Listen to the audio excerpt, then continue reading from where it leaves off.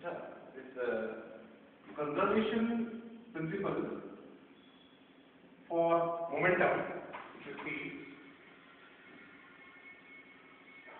conservation of momentum, both linear and angular. Now, in case of linear momentum is conserved when external force is 0. This is constant when external force is 0.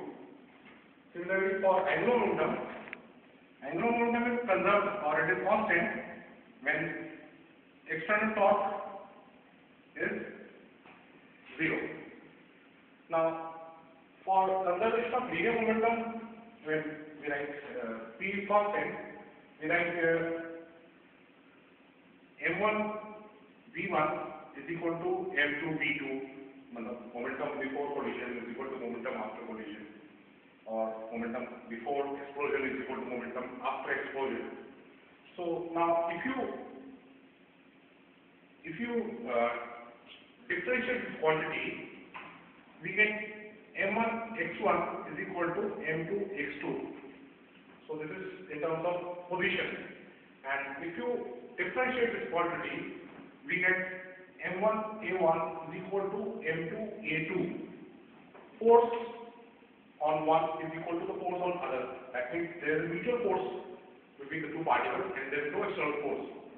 Now, similarly, for conservation of angular momentum, we can write I1 omega 1 is equal to I2 omega 2. I is the moment of inertia and omega is the angular velocity. Now, similarly, if we integrate this quantity, we get I1 theta 1 is equal to I2 theta 2, and if we differentiate this quantity, we get I1 alpha 1 is equal to I2 alpha 2. So this is that mutual torque. Torque on one is equal to torque on the other. So there is no external torque acting on the system.